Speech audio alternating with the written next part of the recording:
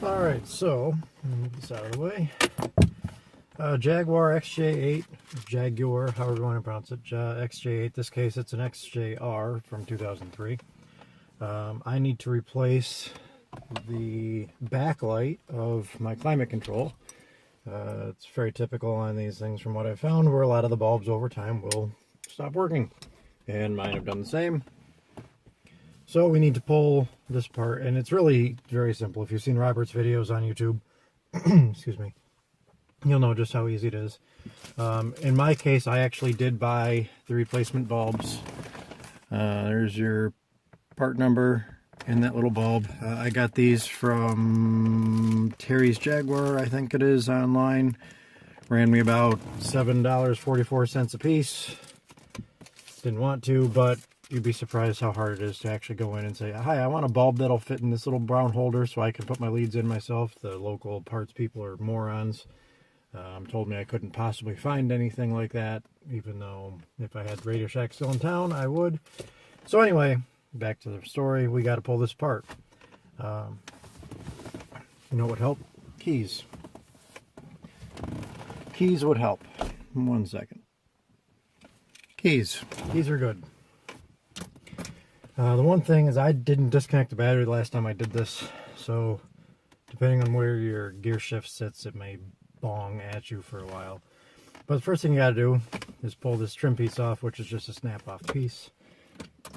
But you have to get your gear shift down, just pry up, and that piece comes off. Very simple, just like that. This piece, try not to lose your little trim pieces, because that goes in over this and snaps down onto these two pins down there, so you don't want to lose that. From here, you've got to pull up these. I forget which size they are off the top of my head, but I'm sure we will figure it out here in just a second. I used some of these little suckers. I believe I used this one. So in my case, I use a little 9/32 driver. I could probably get away with it if it was you might get away with a 6mm, 7, something to that effect. Maybe it's a 7. I think it might be a 7, and I don't have a 7 on that set. So either way, they're not on there very tight. So you just pull those screws out there. The top two are nuts instead of screws, so kind of be careful of that. That you don't lose them not realizing it.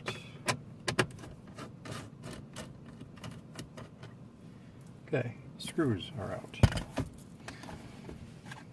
I like to use my little tray in the back for my pieces. Okay, now what you want to do is unhook these clips down here, just push in, pull them out. So that way you can take your other piece, set that aside. And now you're able to pull up on, people call this the ski slope, but whatever. You pull up on this trim, get it to clear your tabs up there, and then that just slides out. In my case, I have a broken something or other that was rattling around. I'm not 100% sure where it came from, actually, but must not have been important, right? Right. At this point, I usually leave the gear shift all the way down. Really, if you turn your key off, that's where you get your beeping from. So you don't want to do that just yet. Now you can't really see it, but in here you've got 3 screws. You got one on either side of the radio and one in the top center of the climate control. For that, you might actually need a screwdriver.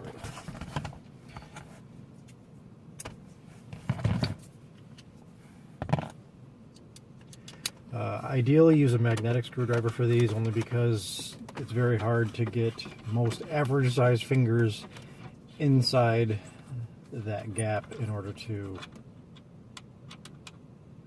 pull the screws out and not lose them.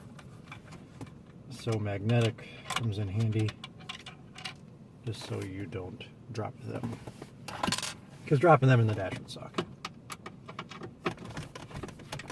Just like so. They tend to stick in there a little bit, and it does make it kind of a pain in the...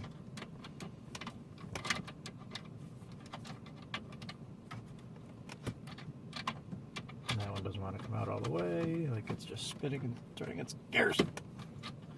So we'll leave that one for a second. Take the top out.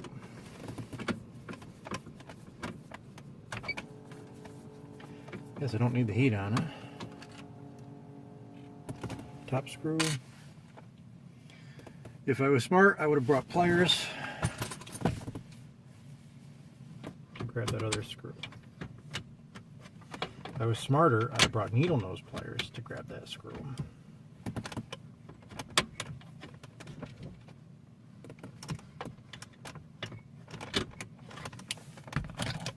It's right there.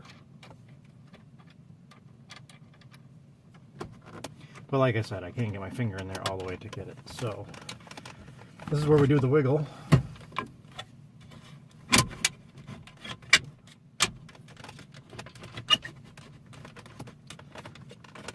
Now I'm going to pull that screw out again.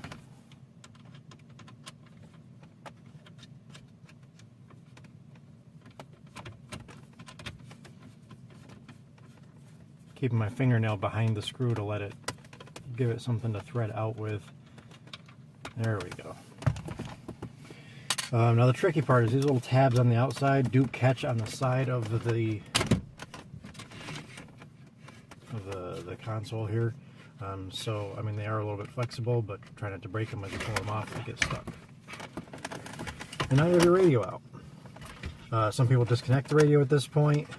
At this point you can also see, maybe you can see, maybe you can't see. You can also see down here exactly how the radio goes in and the size of the radio. The main body of the radio is on the bottom here. So if you were putting an aftermarket radio in, you have a very big plate right here that is going to keep you from putting a full depth double DIN radio in there. So your radio would have to be a single DIN on the bottom.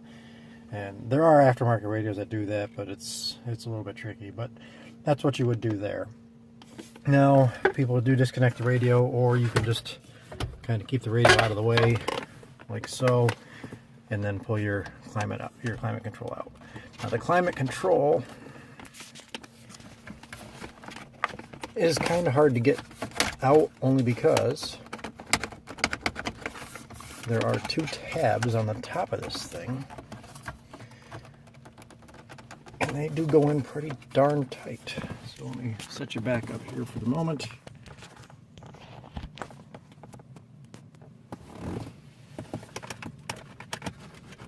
There we go. And that's these tabs right here. Disconnect that unit there.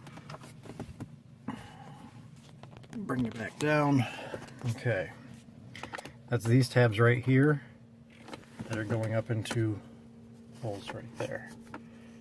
Now my left side doesn't seem to fit quite as snug for whatever reason. I don't know if there was supposed to be a little, you know, something like this in here that's supposed to handle that, but so that wire is unplugged there. Now the only other problem with this is there's not a whole lot of room here. There is a little clip that's holding this in here that you could probably pop out to give yourself a little bit more room, but this plug does not unplug from the back of this. So at this point you're kind of on your own pulling those screws out on the ends, and that would be these screws right here.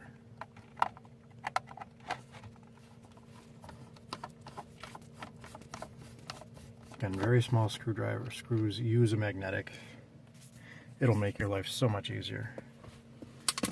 This one is a little tricky because you've got that wire in the way, so it's hard to get a good angle on it. Especially if you're using a long-handled screwdriver where you're almost hitting the steering wheel.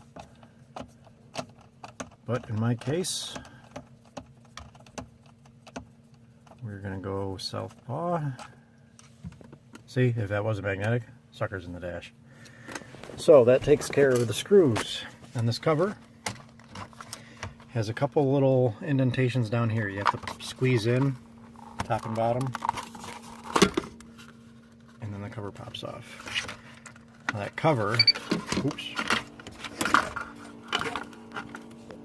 Also, the reason why you want to disconnect your battery, ideally, is so you don't keep hitting buttons. This cover, though, you can actually disconnect those wires in there to get to. However, at this point, my bulbs are right there. In my case, I am able to actually just twist them out with my fingers, like so. You may need to get a tiny, very thin blade flathead in there, or you may need to, you know, use a pair of pliers or whatever to get onto them. In my case, those are the only two bulbs that were bad, so we're going to grab the new bulbs, and we'll get that in set. Okay, so we have the new bulbs, which look just like the old bulbs, but we do have the new bulbs here, and they just, again, drop straight in. And the new ones are a bit tighter, so I'm going to have to grab a screwdriver for that.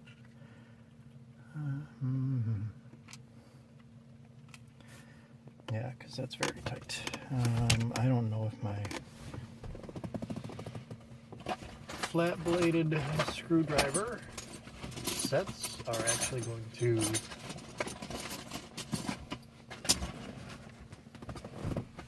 actually I have this set which might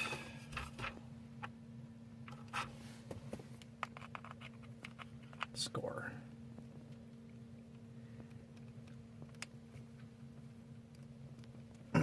Maybe. Very tight fitting bulbs the first time they go in there.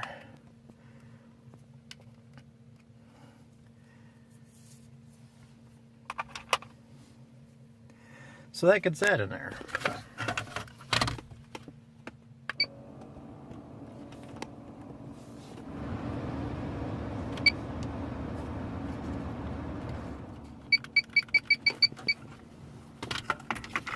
And now I have a backlight that I can see.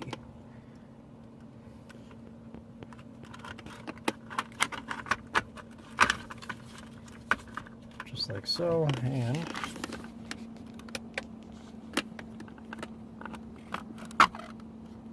maybe.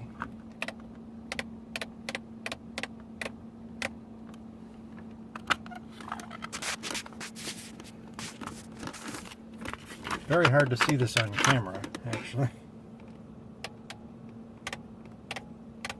But you can see how the you can see how it's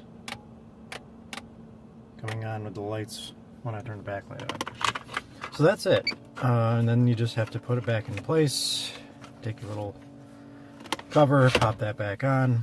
Let me get those bulbs fully seated in there and with a pair of pliers real quick. I need two hands, and then we'll put it back together. Okay, so I've gotten my bulbs fully seated. I'm going to put the camera back up here on my pedestal.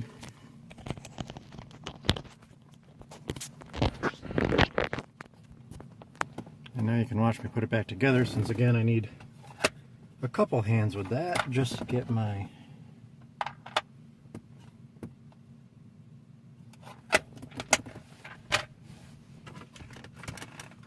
again, for example, this has got to be put in, and now I'm out of room and I got to put my screws back in with my magnetic screwdriver.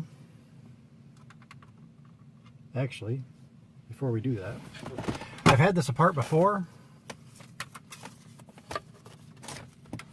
and one thing I didn't show you when I had this back off, there is actually a plastic guard that goes in this mess.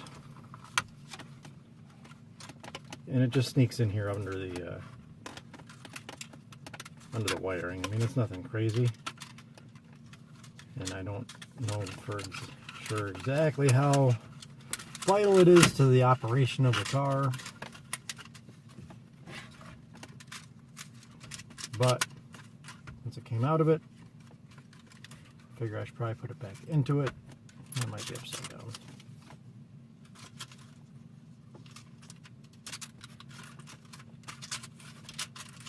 There we go. And this was just in there just like that. It was nothing special. It was just kind of in there. I don't exactly know its purpose in life. But when I had this apart before, looking at the bulbs, I forgot to put it back in. So now we're all good.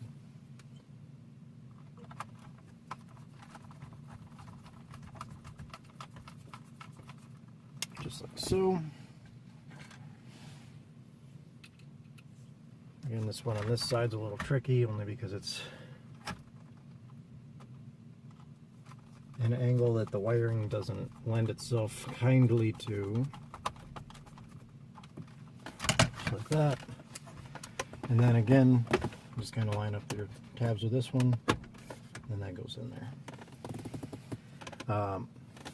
You know what would help though?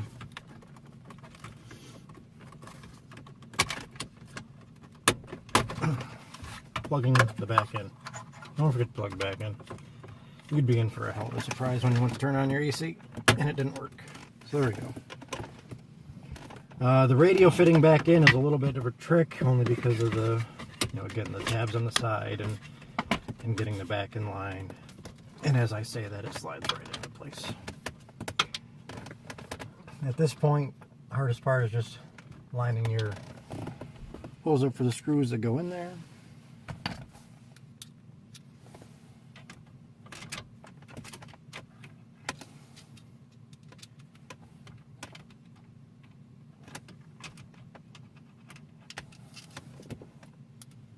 And being able to see what you're doing.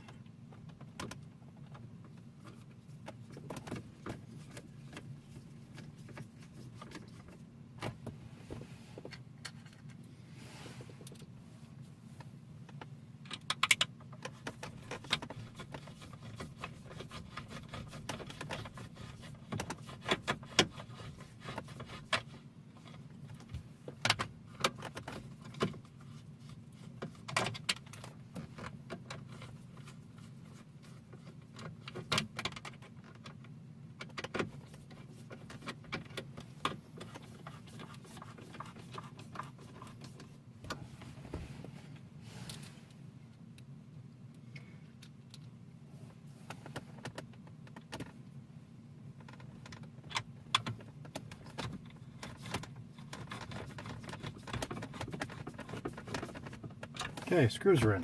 One thing to keep in mind, this metal piece with the two tabs here will slide forward if you're not paying attention.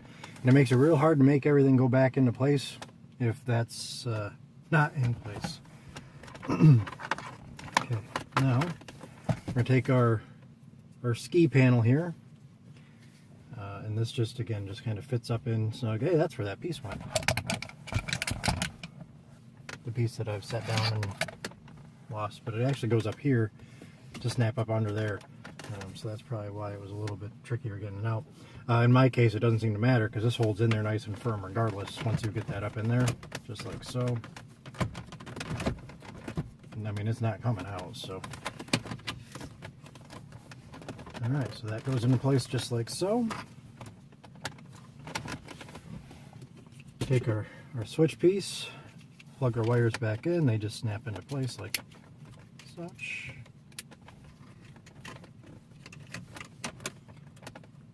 That slides down.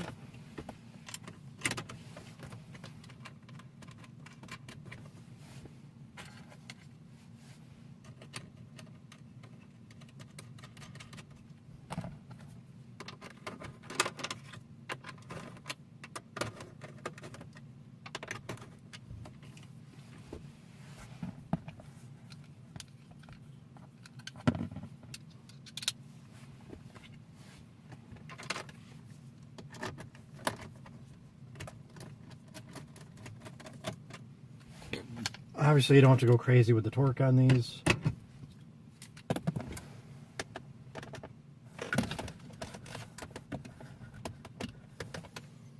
You do, however, have to not drop them. Magnetic screwdriver.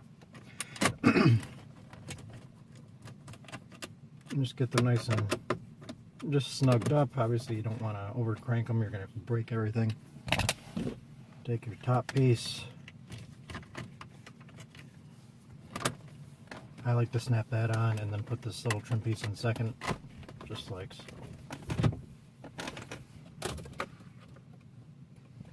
Time! And that's it. That's how you can turn the backlight on.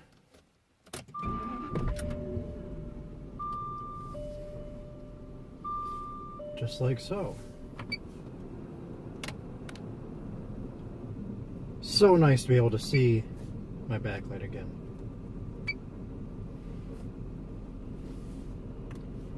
Make sure all your buttons work, make sure your radio works.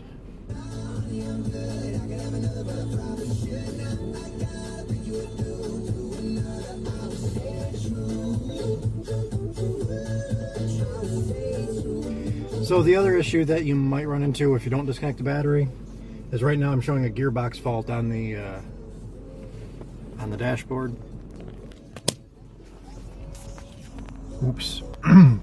Now in my case I have a torque app on my phone, and that will allow me to reset my engine light that got triggered. Basically it does it because the indicator, your gear shift is out of level without the car being on and all that happy horse stuff. So that's why it does that. Generally you can move the car a minute, turn the car off, restart the car. No more gearbox fault. I just have to clear the check engine light. And that's pretty much it. But you can see now I have a readable backlight. And again, when I turn the lights on, you can sort of see it dim just enough just to match the radio. I now have working climate control lights there. The important part, that is now working. Obviously all my climate control works.